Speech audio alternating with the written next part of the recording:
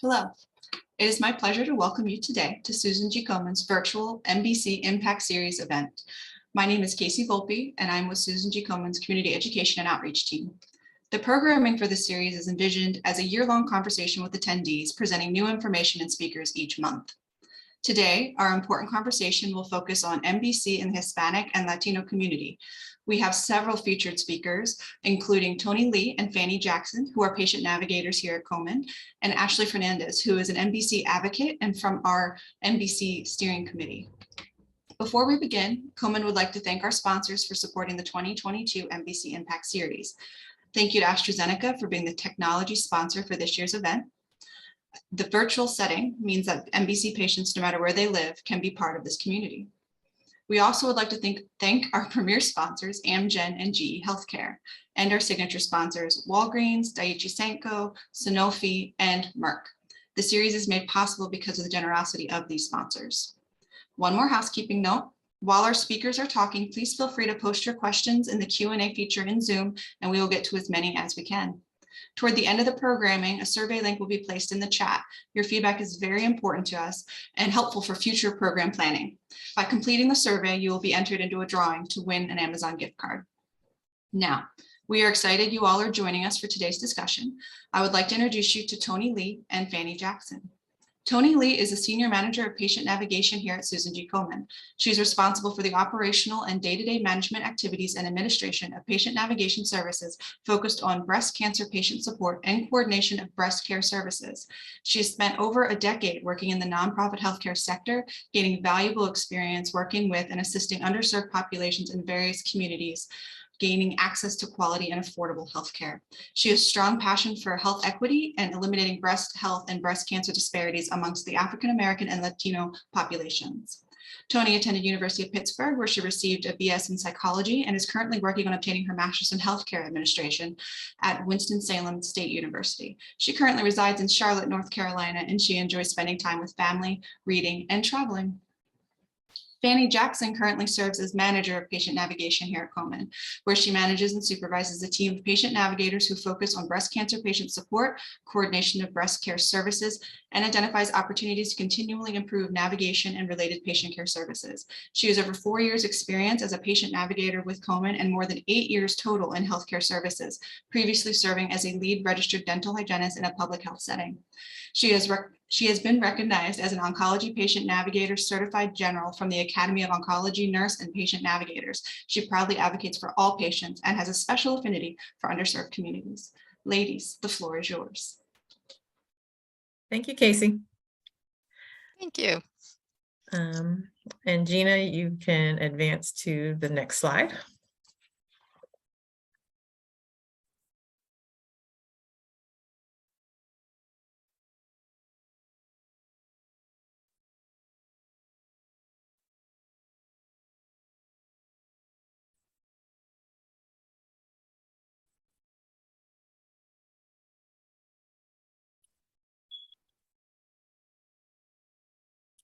There we go. Thank you. So good afternoon, everyone. I am Toni Lee. And so what we'll do is we'll just walk you through a little bit and explain a little bit about Komen's patient navigation program. And then we'll talk a little bit about how you can access those services. And then we'll pass it over to Fanny, who will discuss a little bit more of the specific needs and questions and common barriers that our MBC patients and our Latinx patients face. So Komen's patient navigation program is a unique virtual model, and our patient navigators help guide individuals through the healthcare system after they've learned of a suspicious finding during a screening, or they're newly diagnosed, as they're going through breast cancer treatment, or as they are living with a metastatic breast cancer diagnosis. And our patient navigators provide an individualized approach and support as part of a care team. And within our navigator scope of practice, we can help to identify barriers to care, and we come up with strategies or ways to address and resolve them. Our navigators often assist with barriers such as insurance. We research and facilitate access to local and national resources. We enhance communication with healthcare providers and provide guidance on securing needed emotional support and access to other care resources and benefits. And so we work with the patient until their needs are resolved and remain available to them if new needs emerge throughout their breast cancer journey. And on average, what we're seeing is our patients encounter at least 3 major barriers. And so we're often working with them for several months, communicating regularly with them and doing frequent check-ins. Our navigators are also a bridge between the patient and their healthcare team. And so we really work to help supplement the oncology, nurse, or social work navigation and seek to provide that holistic or wraparound care to the patient who may be lacking any navigation support. So I mentioned that our program is a unique virtual model. And so Komen navigators, we work to serve patients anywhere across the United States.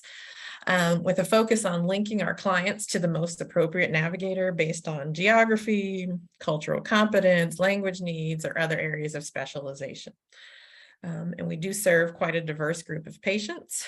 And just a few numbers to share: about a quarter of our patients that are currently being served through our navigation program are living with metastatic breast cancer. And about 15% of our patients identified as being of Hispanic or Latino ethnicity.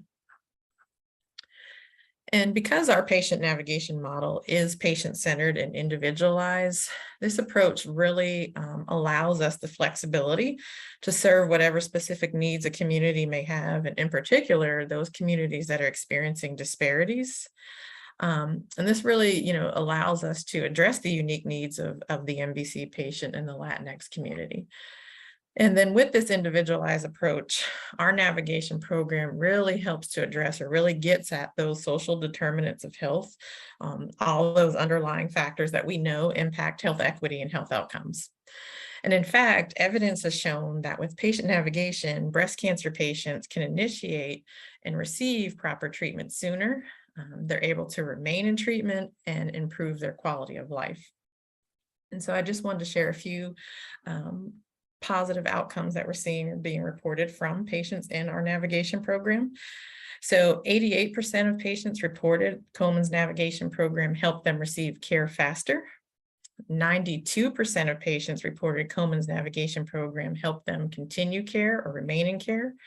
And 94% of patients reported Komen's navigation program improved their quality of life.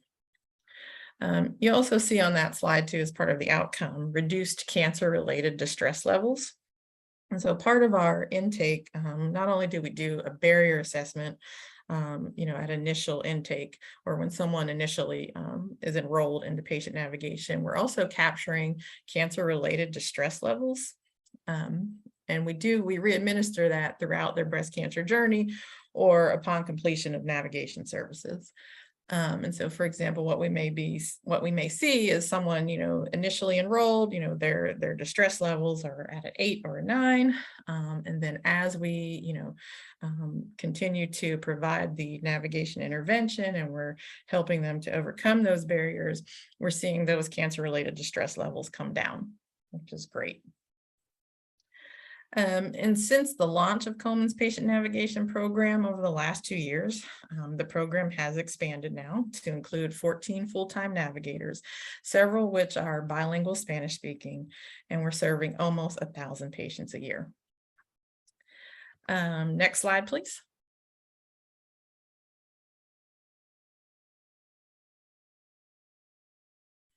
So here, is where we have a slide that speaks to Komen's Patient Care Center. And patient navigation is seated within Komen's Patient Care Center. And we have several other programs.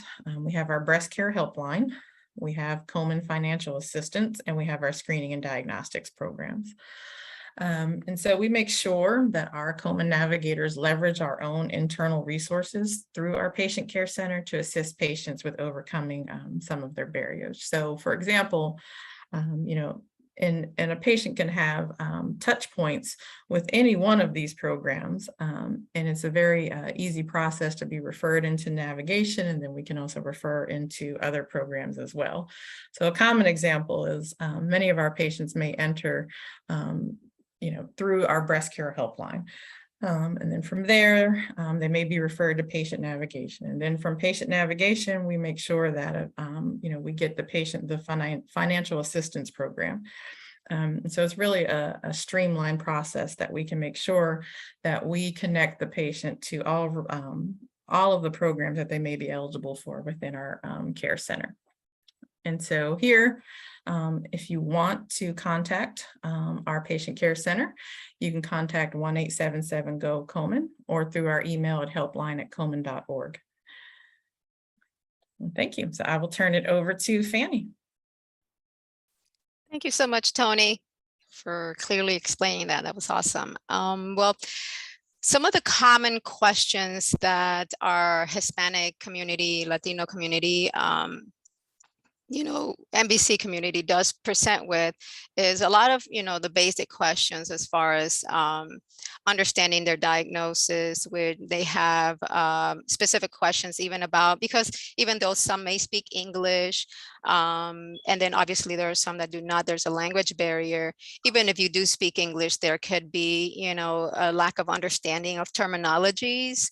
So as navigators, we do help, bring some understanding to those, even if it's their diagnostics or reports. But we do, like Toni mentioned, our goal is to work in partnership and help support the medical team. So as navigators, any concerns that, our patients do bring, we help direct that and help bring clarification to either gaps of communications between patient and the care team. But some of the questions that patients are presenting with, and my experience with Hispanic patients have been some related to disparities and just lack of information maybe that has been provided to them.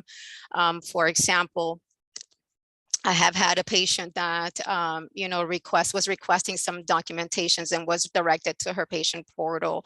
And in doing so, and she and I taken a look at how to access that information, she was able to identify that there were certain treatments that was in her treatment, but that was not shared with her. So it's also questions to help them, like, hey, one of the questions was, how do I communicate that? Is it okay if I ask questions to my provider as to why they did not, share this with me? Or even this is my treatment plan that was recommended. However, I have questions because of my culture, things that that I'm confident and feel a strong belief on, maybe not pursuing this and that. So again, reverting back to communicating with the medical team about why certain treatments were recommended to the patient, and then addressing those concerns and bringing those concerns, serving as a liaison between the patient and the provider. And then kind of making sure that there is a sensitivity and understanding from the providers themselves as to why the patient is asking those questions, and that helps to bring bridge that gap of communication between the patients and the patient. Will in some of my cases will be either more confident in either pursuing with the treatment or feel more confident in the decisions that they've made as far as for the treatment that they have selected or prefer to move forward with.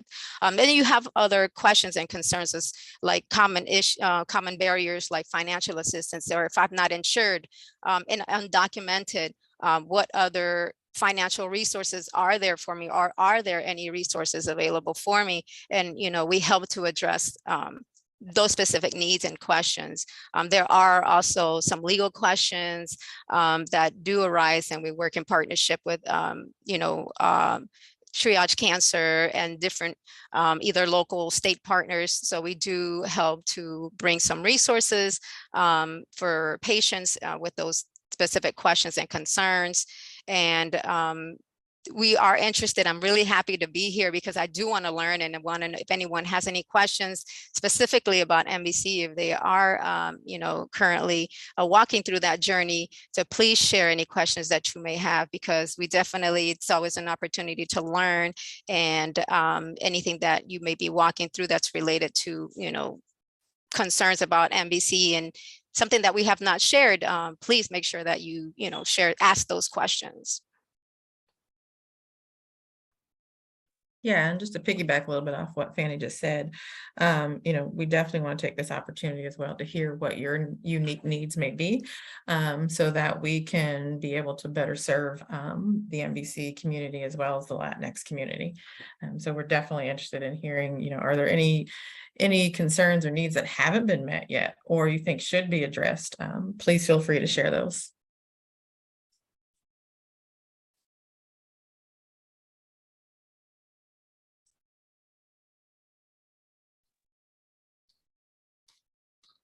Okay. Thank you to you both. Hang on tight because I'm sure we're going to have questions, but I first want to bring on our third speaker today, Ashley Fernandez. Ashley was diagnosed with de novo metastatic breast cancer at the age of 31 in April 2018. She's a fierce thriver who has been living with MBC while being a full-time mom and mom to her daughter and wife to her husband, who's active duty Air Force. Ashley has been involved in Komen's public policy initiatives, was a speaker for Komen's MBC Impact series, and participated in Komen's Moments campaign. She has also participated in the Ohio Mets Parade and does outreach and speaks on behalf of several organizations, including YSC, Light It Up for MBC, and the American Association of Cancer Research. Advocacy gives her a sense of purpose and a community of other women going through the ups and downs of MBC diagnosis. She is always looking for opportunities to educate and empower others to advocate for the best possible healthcare. And I'm very excited that she was willing to come today and share some of those experiences with us. So having said all of that, Ashley, come on and share that story with us, lady.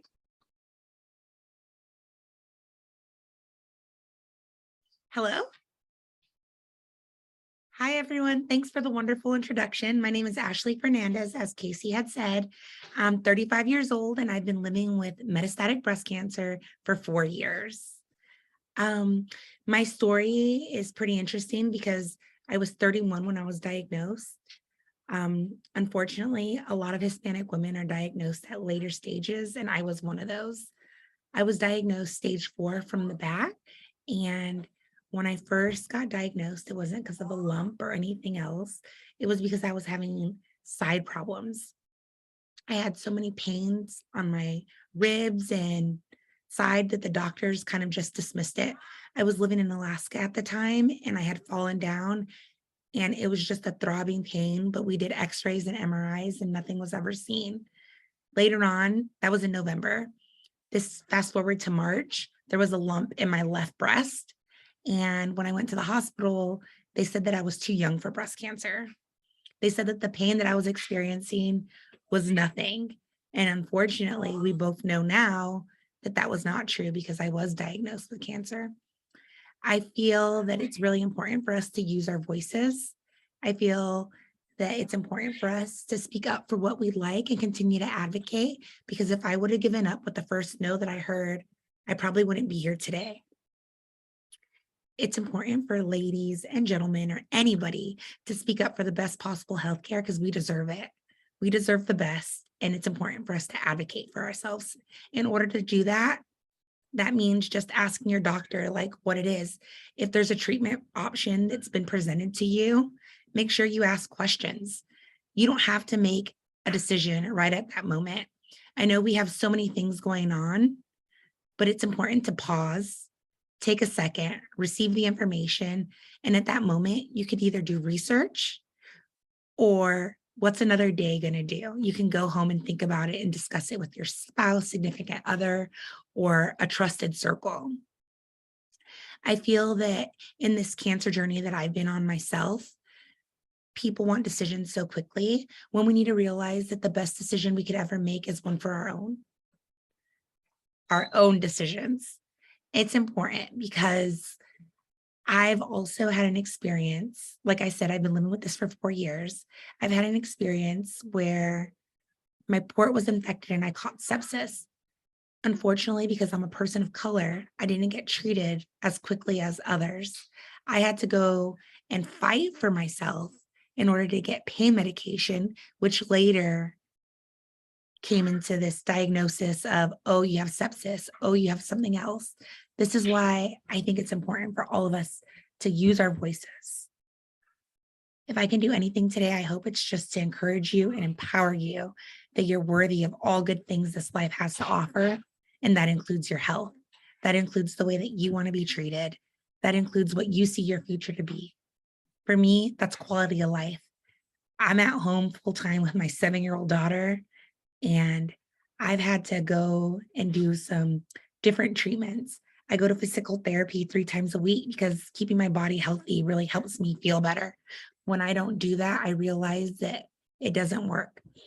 So, all in all, my story is one of just hope. I know it can be scary. When I was first diagnosed, I was given the life expectancy of 12 months to 36 months. And all I want to tell you is to keep hope alive. If you have hope and take it one day at a time, you can do this.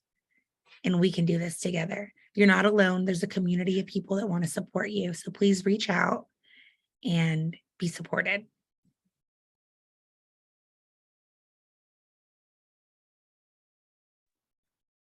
Also, if that was a lot, I apologize. I had some key points, but I started mumbling.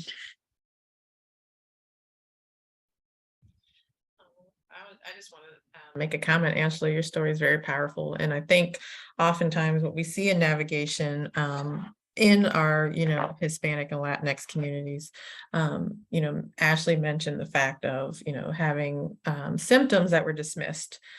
And I think, with navigation, even though it wasn't necessarily immediately a breast lump, we want to make sure that our patients understand that, they should pay attention to their bodies. They know their bodies, and that we want to help enhance that kind of patient-provider communication for them to speak up and have a voice. So we definitely want to promote, advocacy within our patient navigation program that, no matter what symptom you are, you may be experiencing, please be sure to discuss it with your provider, and we can give them tools.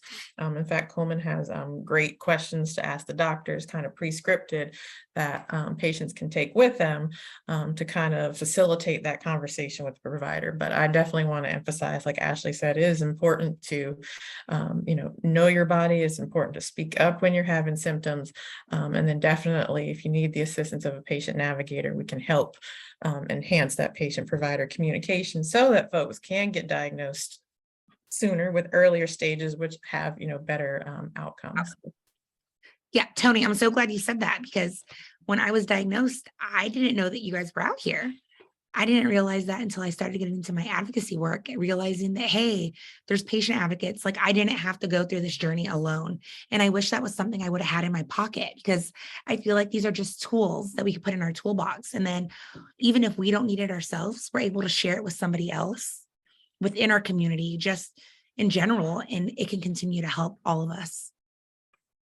Absolutely. And I'm just going to jump in because as a Hispanic myself and helping that community that is so dear to me, I mean, I've been advocating for my parents since I was 6 years old as a translating. So I'm sure a lot can relate. Having anyone that's there to support you on your team, having someone call and advocate, like Komen or, any other group that we can try to find or locate in your area. Anyone on your team is going to bring that attention to, to your care providers, your primary doctors and the healthcare team. If they know, hey, and it sounds kind of crazy to even say it, that sometimes you may fall through the crack. The system doesn't always work, and to have someone that helps, because sometimes you're nervous, you may feel, I don't want to tell my doctor how to do their job. It's telling them that you're here and you need attention for yourself, because you're a person and you are valued and you matter. You have people that love you. And even if you're alone and you don't have family here, because we have a lot of, people that are immigrants, and especially in this time and age, know that you have rights. You Yes. have rights, and we are here. There are people, like Ashley said, that are here, and Toni, to help walk you through the process. As navigators, we care for you. We want to be here for you. We're here to support you and utilize our services as best as you possibly can. I love that you said that, Fanny. I'm just going to echo on everything you just said, because a lot of times, especially in our Hispanic culture, we're told culturally, like, hey, the doctors know best. The people before us know better. And those are stigmas that we need to break, because honestly, we know ourselves. We know when something's wrong, and it's okay. You said we value ourselves, and we do. Like, it took everything went inside me to break that mold, to cast that, just jump out and be like, hey, no, this is not okay. And I'm just really thankful that I fought for myself. And I hope that all of you on this call will advocate for yourselves in that same way, because like Fanny said, you're worthy and you deserve the ultimate best. So if you're getting dismissed, find another doctor, get a second opinion, but make sure you have somebody in your court. And if you don't have anybody, find me. I'll help you. Like, Komen has resources. Let's do this, but you're not alone. And I love that we're just in here empowering the room, because I feel it over here. And I'm like, yeah.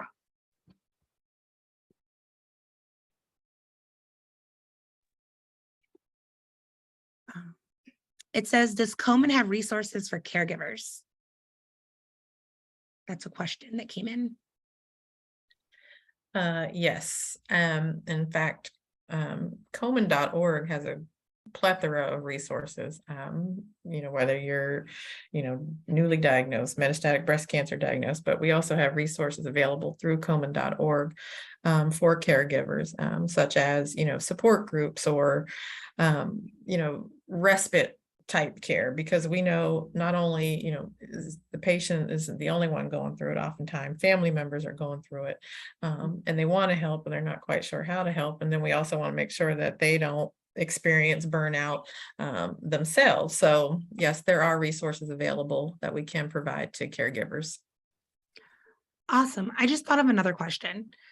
If my mother or loved one doesn't speak English, but I'm not there to translate, as Fanny said, like, we've had to be translators, how can someone help her with her doctor's appointments?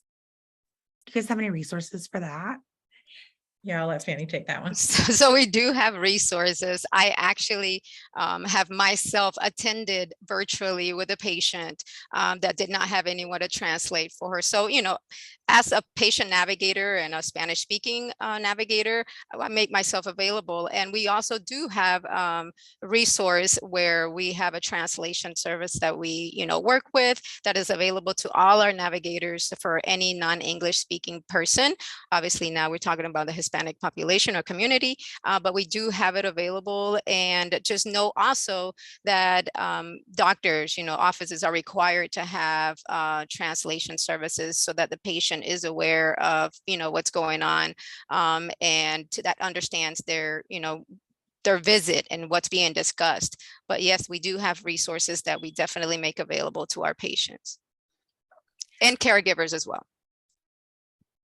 Nice.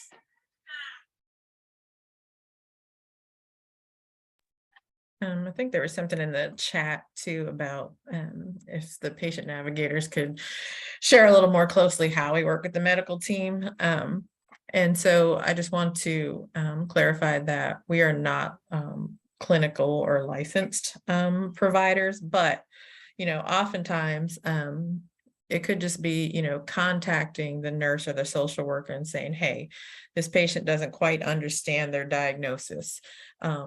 Could you, explain to them? Or, this patient says they're experiencing side effects. Again, being the voice for that patient sometimes when they're afraid, like Ashley had mentioned, sometimes in that Hispanic culture, like I said, there's the issue of questioning authority. But they're experiencing neuropathy, they're experiencing fatigue. So sometimes it's just us contacting the clinical team to say, hey, they're having side effects, could you contact the patient, or could you address those with the patient at their next visit. So a lot of it is just making the medical team aware of what's going on with the patient, and also letting them know that we're here to help supplement their care and not compete with them. So, but we want to make sure that we provide, that wraparound, that holistic approach for the patient so that they can stay in treatment and so that their outcome is better, and that their quality of life, like Ashley has mentioned, improves. Okay, I got a question that just said, how do you communicate with your family about your diagnosis and what would you recommend with young children? So funny, I am a part of, well, not funny because most of us are Hispanic here. I'm a huge family. I'm one of 26 cousins. My mom's the baby of 7. So our family is huge, and that's just my mother's side. My dad has like 7 cousins over there. But the way that I told them, I was diagnosed in 2018 and my daughter was 3 years old. The way I explained it to my daughter was more difficult than I did with my mother. So I'll explain from a children's perspective. What I told my daughter was, hey, mommy's sick and she's going to be sick for a little while. Like this little while is going to be a long time, but that doesn't mean that I can't be with you. I can't play with you. I can't do anything. Some days I'll be sicker than normal. Remember, she was only 4. Some days, 3. Sorry, she was 3. She's about to be 8. Oh my goodness, guys, another miracle. Okay. So I would just explain, like the day that I got chemo in my port, it was really hard. So I would have to cuddle her on my left side, not my right side. And I would just adjust it and just let her feel and be a part of it as much as possible, because kids know more than we think.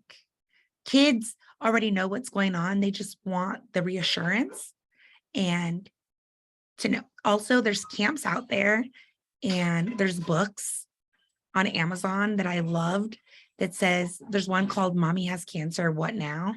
And that one was incredible because it basically talks about a little girl whose mom has cancer, but when the cancer didn't go away.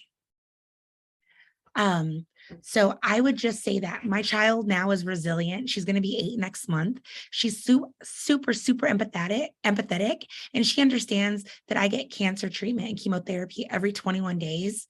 And it's like nothing. I'm still able to be her Girl Scout troop leader. I still volunteer at the school. I'm a little bit more, flexible. Like when I sign up, I make sure to note like, hey, if I'm not feeling well that day, I will not be there. So let's have a backup just in case. But I still try to be involved as much as possible.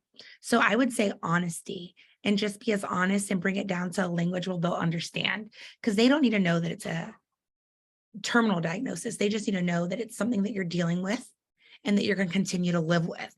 Because what they see is what they understand. And if we show that we're okay and that, yes, like my daughter has seen me cry, and she's also been my biggest comforter, like, oh, what hurts?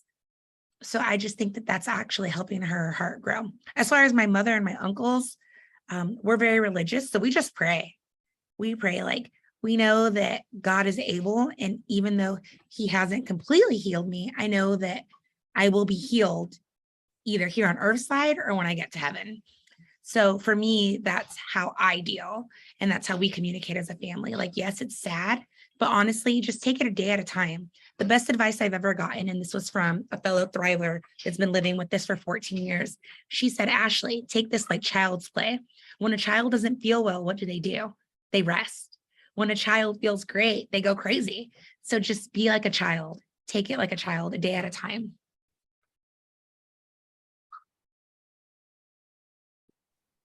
I would like to actually add on that. I just had a patient not too long ago share.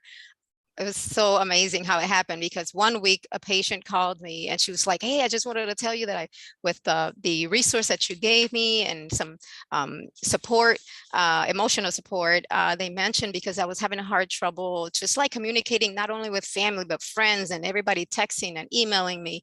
And they gave me this great idea to just compose an email, and anytime that anyone would send me something, I would just forward that same email. That way I'm not repeating myself, because every time I repeat myself, I get exhausted. And so she would copy that email to everyone, or even in a text, she would do that. And she was like, that brought so much relief to me.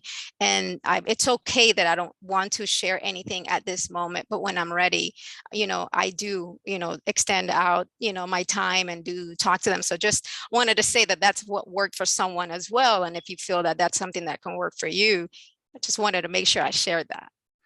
I love that you shared that, because a lot of people also have like little Facebook pages or little blogs so that they don't have to go individually, and you just share it in like a group message and that's that.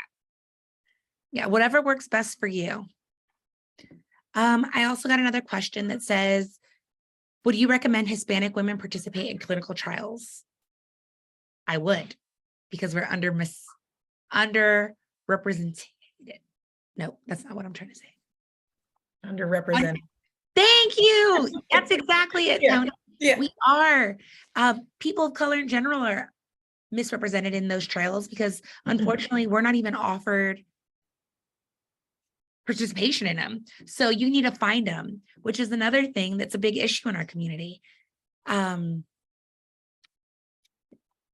Yeah, and Komen can help, our navigation can help for sure. But by, providing education around clinical trials and directing them to, there's a clinical trials website where someone could find if there's one that, that's close by. And then from there, we can help, if we need, they usually have specific clinical research coordinators involved in that. But again, just, empowering the patient to be able to go to the provider and say, are there clinical trials available? Is there one that you think I may be eligible for? And starting that conversation. So Komen's navigation can assist with that, as well as direct to a clinical trials website where patients could find. But yes, it is important to have, our Hispanic patients represented in clinical trials Yes. for treatments. So I would also like to say, just educate yourself on clinical trials as well, because a lot of people feel like you'll be a guinea pig, and that is not the case. So I would urge you to look into it and just do a little bit of research, because you are given a medication that's been fully tested. And even if you don't get into the trial and you get like the first choice, it's still a standard of care. Like, it'll never be less than. So look into that and make sure that if that's something you'd want to do, research it, because there's plenty of opportunities and lots of options.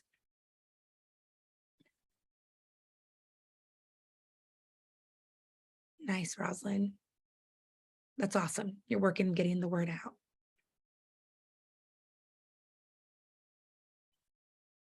Oh, there was another question on here, ladies. Can a patient navigator help me talk to my family if I need that support?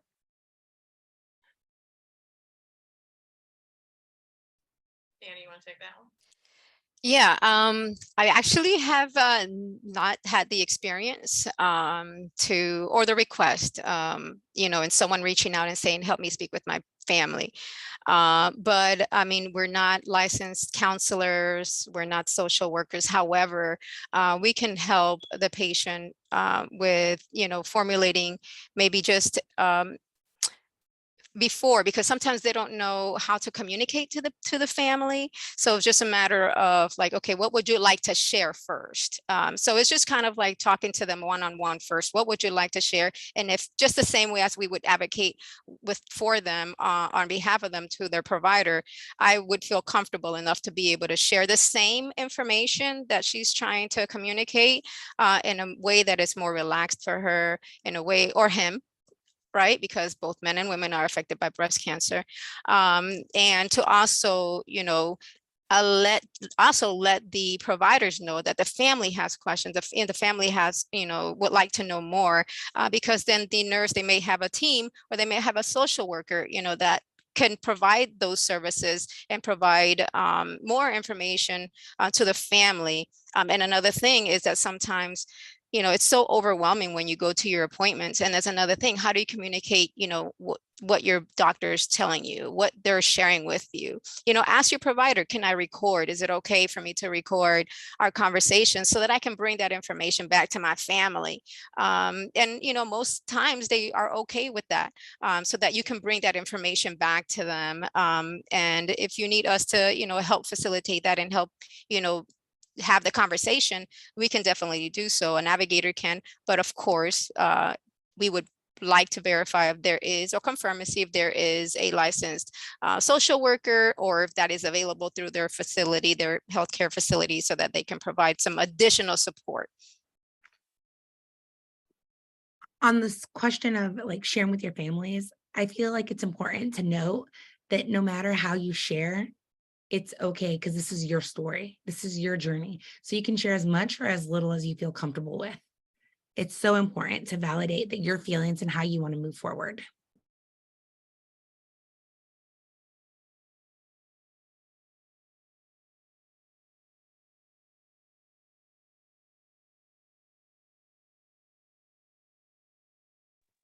The last question that came in was, how can you guys help patient navigators help Hispanic women with MBC?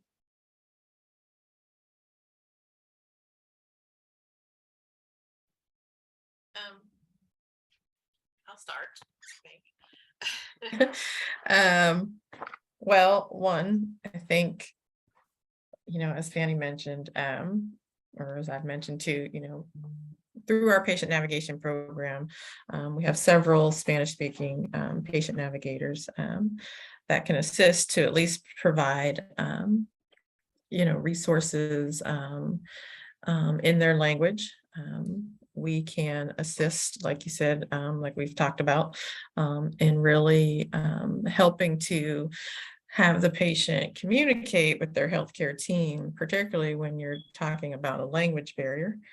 Our navigators, we often know too, and Ashley may be able to speak to this, the financial toxicity that comes with a metastatic breast cancer diagnosis.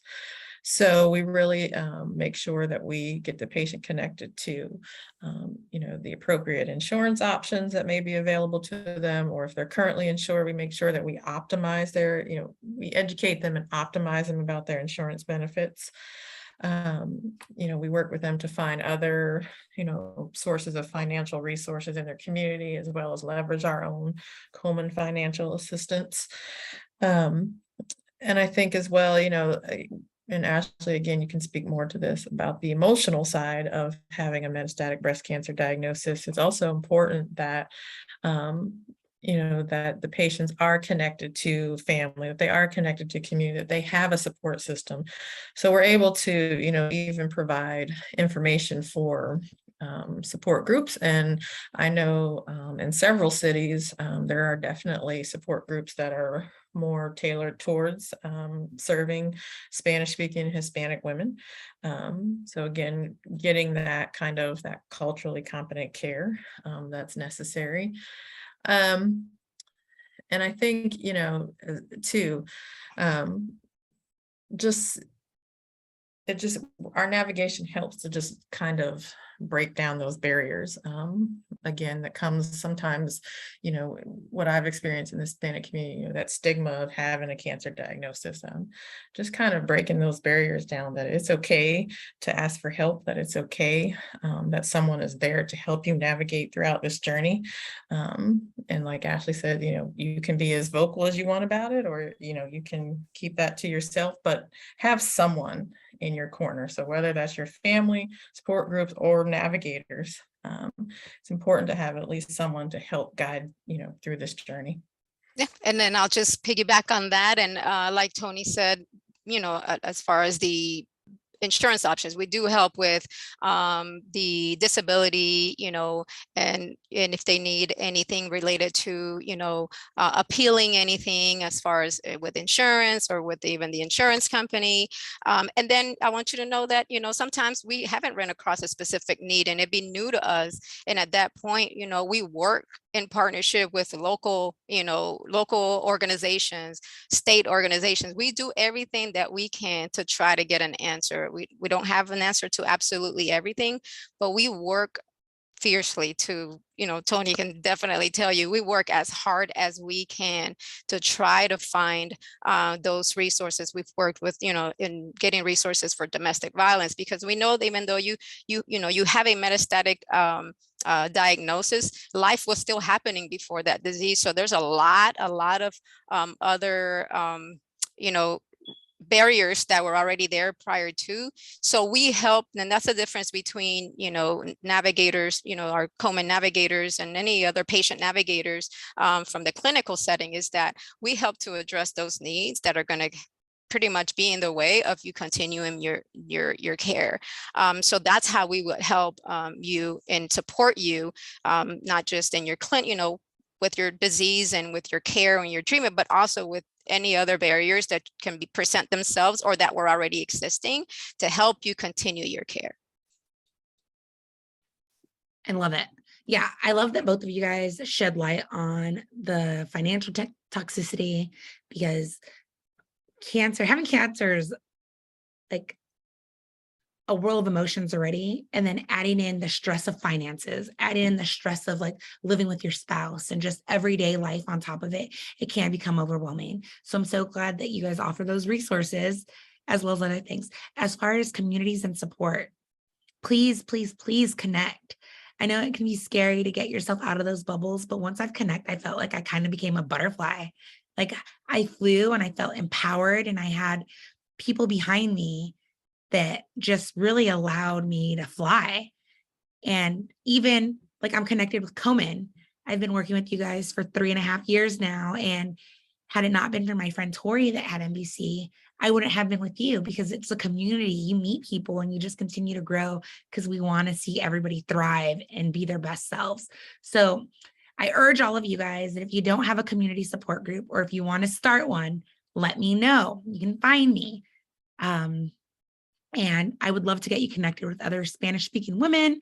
I speak Spanish myself, not the greatest. I understand it 100%, but once you don't use it, it gets a little rusty. So it sounded a little rough, but I can do it.